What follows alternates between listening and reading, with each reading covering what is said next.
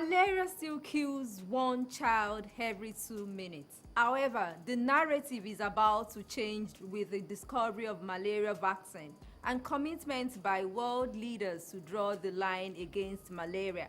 Good evening, I am Olasunbo Modupe, and our focus today on sound health is how to eliminate malaria in the country. The program continues with COVID-19 updates. Please stay tuned.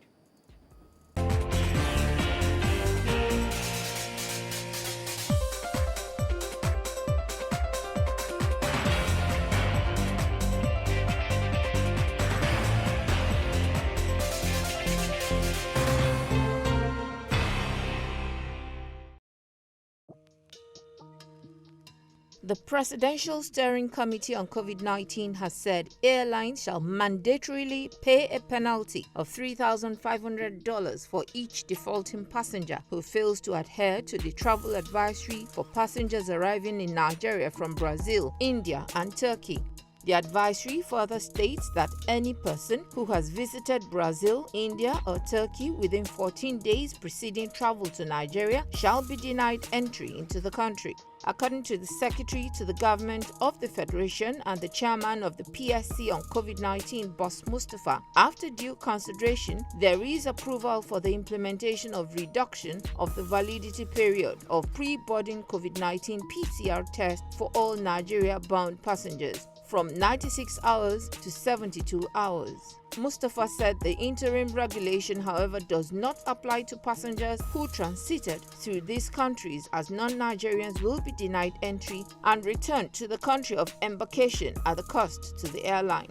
He added that Nigerians and those with the permanent resident permit shall undergo 7 days of mandatory quarantine in a government-approved facility at the point of entry city and cost to the passenger. The travel advisory takes effect from Tuesday, 4th of May 2021.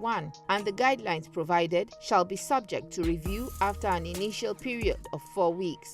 The National Agency for Food and Drug Administration and Control has announced the approval of Pfizer-BioNTech COVID-19 vaccine for emergency use in Nigeria. The Director General, Professor Mojisola Adeyeye, explained that the approval given was not a full one, but it will be in effect within the period of getting people vaccinated and gathering data about the adverse effects following immunization. Professor Adeyeye added that the agency relied on a more mature regulatory body for its approval, adding that the agency was at liberty to review its stance since the World Health Organization had given emergency use listing. Till date, 165,167 cases have been confirmed. 155,361 cases have been discharged and 2,063 deaths have been recorded in the 36 states and the Federal Capital Territory. Globally, there have been over 151.8 million confirmed cases of COVID-19, including more than 3.18 million deaths reported to the WHO, while above 1 billion vaccine doses have been administered.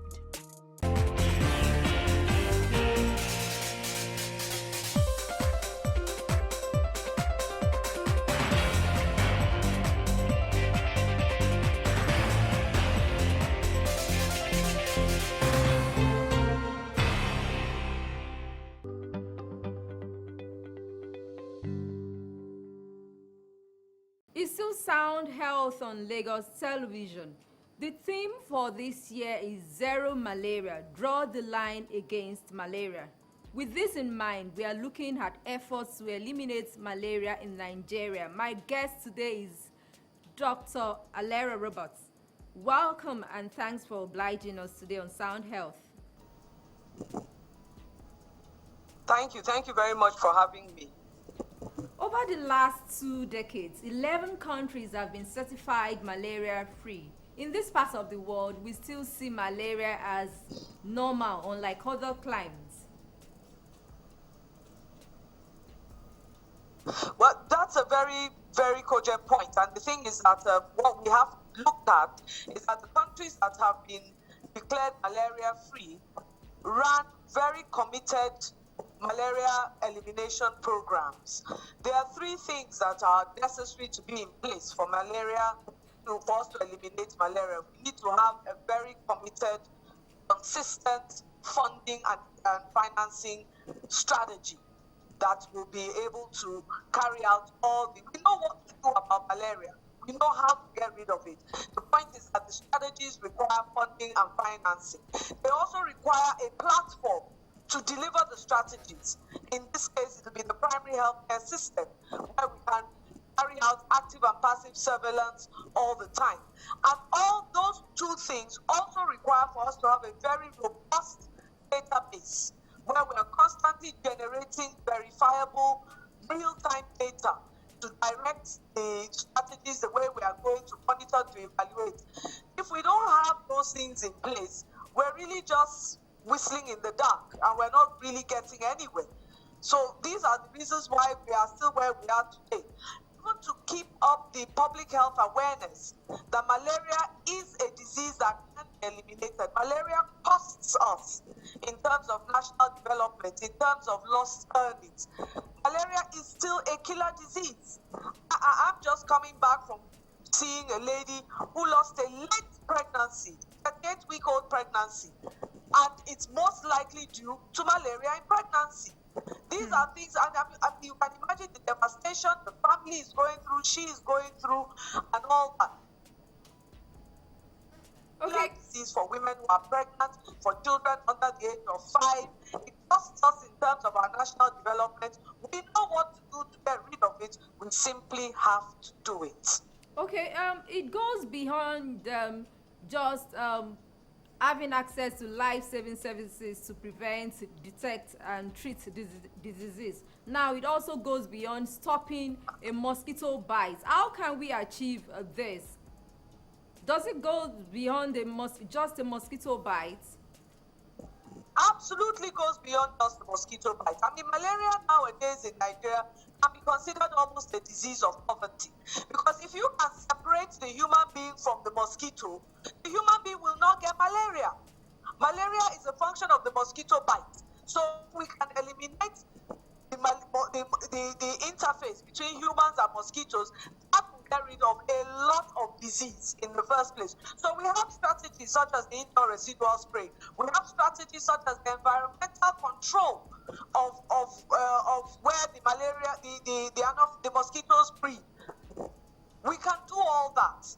We have, of course, the insecticide-treated nets. Before we even get to the point where we have to actually treat and manage uncomplicated or even worse still, severe complicated malaria. So there are a lot of things that we can do right at the grassroots, right at the community level, the household level, the family level.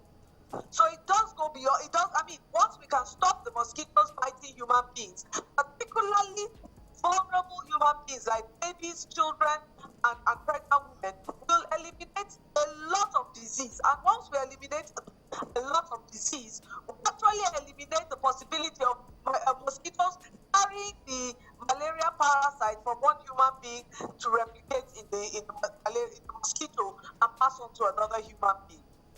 The World Health Organization says countries that succeeded in eliminating malaria have invested in robust surveillance system. How far are we from the deadline, from achieving this deadline in the country? Thanks to the amount of work that has been going on with the rollback malaria and other malaria, the National Malaria Elimination Program, there's a lot of work that has been done. We are really not that far off that we cannot, with commitment, get the whole way along. And that's the truth of the matter. I mean, we know what to do. We have the system to deliver on the active and passive surveillance. We simply just have to do it.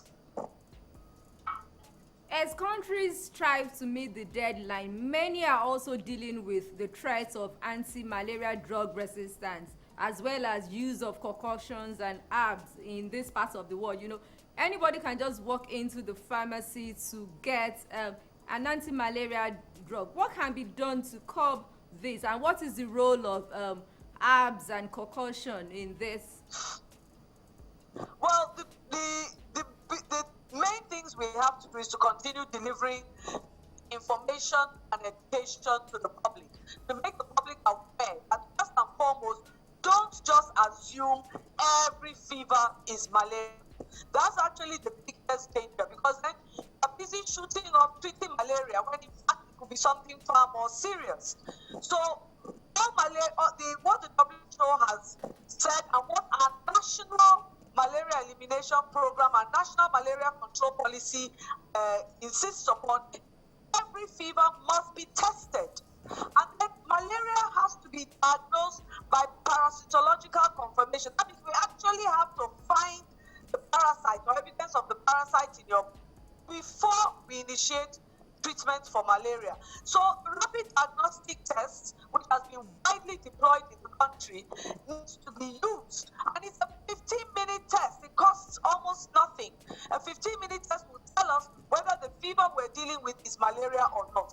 If it's malaria, we apply the artemether combination therapy. Now, you have about the danger of drug resistance, the ACT resistance to the literally the last bastion of drugs that we have to treat malaria, because resistance is growing around the world in at a very concerning rate. We saw what happened to the Liverqueen chloroquine, to the chloroquine resistance, and we've had to rest chloroquine, and unfortunately we are unable to rest chloroquine for long enough to make sure that sensitivity back again. So while we're resting the use of chloroquine, we only have the ACTs to use. And if resistance to the ACTs continue to grow, we have nothing else. And that's just the truth of the matter. What about the use of herbal concoctions? Start killing young adults and people in their working ages. So we have to continue to inform and educate the public about the need to test every fever and treat only when malaria is actually diagnosed via testing. What about the use of herbal concoctions? Some school of thought still believe that is potent enough to treat malaria. It isn't. There's nothing we can say other than that. It isn't. It isn't, because the problem with herbal concoctions is that except you're using a herbal concoction that contains the natural products from which we derive artemether and artemisinin products, if you are using just a herb, it's not going to do anything. Ginger, lime, lemongrass, none of those have any potency against malaria. So the problem with saying herbal concoctions, what are the herbs you have used inside that concoction? The RTS vaccine is the first vaccine to show 75% efficacy that it can significantly reduce malaria and severe malaria. Tell us more about this vaccine that was just discovered by the Oxford University. Not just discovered, they've been working on this for decades. Malaria is such, it's the research that was being done to find the malaria vaccine that they were able to leverage on to develop the COVID vaccine. Isn't that something? But this is a vaccine that has been proven to have 75% efficacy against malaria when used. So they're now going into the wider trials, the phase 3 trials, where they are going to test it in a larger proportion of the population to see what happens. But it's such an exciting development, because we'll be able to deliver this vaccine along with other routine immunizations. This is immunization week, so immunization is front and center of everything that we're saying and doing. If we can deliver this vaccine alongside other routine vaccines to infants and children, we will go a long way to go to eliminating malaria in Nigeria. Since the launch of the malaria vaccines pilots in Ghana, Kenya, and Malawi, over 650,000 children have received their first dose. Obviously, it is more than a dose. Have we recorded any complications, and how soon should we expect the vaccine in Nigeria?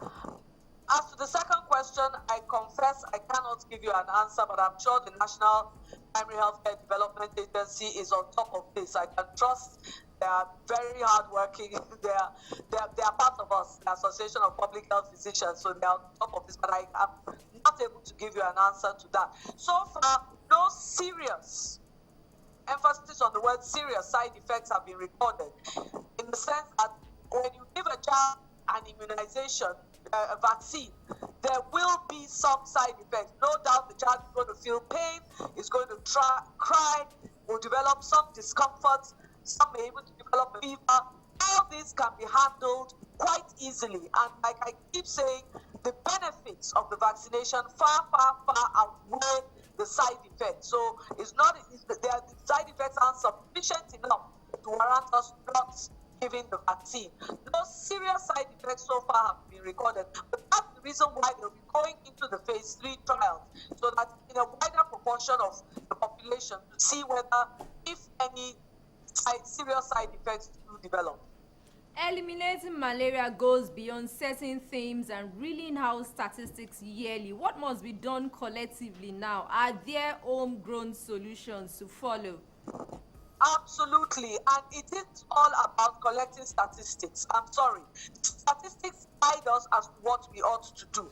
We just did, we do surveys all the time, and one of the interesting things that came out of a recent survey we carried out in an LGA in Lagos, showed that the issue of insecticide-treated nets, for instance, that we give to pregnant women, we were just giving these nets out, regardless of whether the women even lived in a place where the net could be displayed, could be used. And nobody had informed or educated the mother that she cannot spread the net over the bed because she doesn't have a bed big enough or a room big enough. There were other things that she could do with the insecticide-treated net. So if we had been collecting data of net usage constantly and all the time, would have been able to inform and educate our mothers as to more innovative ways of using the nets or other alternatives that they can use. So it's all about collecting data. How many people are affected? How are they affected? I mean, the pain I've had to face today of consoling a young mother on the loss of a late-stage pregnancy, I don't want to do that. It's not today is not the day she should have been hearing for the first time that she shouldn't have allowed herself to get malaria. That is something that she should have known routinely, which is again about collecting data. How many women are going for antenatal care? When they get to antenatal care, are they being given the intermittent preventive treatment for malaria? If not, why not? Where are the supply chain breakdowns? Are people getting tested? If not, why not? All of it boils down to collecting data. When we get the data, we're able to then analyze it, see the trends, and inform, modify, and evaluate our intervention strategies. So these are the homegrown that we need to do because, like I said, we know what to do about malaria. The question is, what is going to work in our unique circumstances? And then we have to remember that our unique circumstances differ from LGA to LGA, from state to state, even within an LGA and within the state, from one socio-economic class to another, from one occupation to another, from gender to gender, from age to age. So we need to have the data to direct our own homegrown strategies so that we can continue to apply what is relevant at every situation. All right, reaching zero malaria is possible through commitment and strong surveillance systems. Together, we can draw the line against malaria. Thank you so much, Dr. Alera Roberts, for your insights on how to eliminate the disease from the country. Thank you so much for having me. All right, I've been speaking with Dr. Alera Roberts on eliminating malaria in Nigeria. Sound Health continues with trending health reports. Please stay tuned.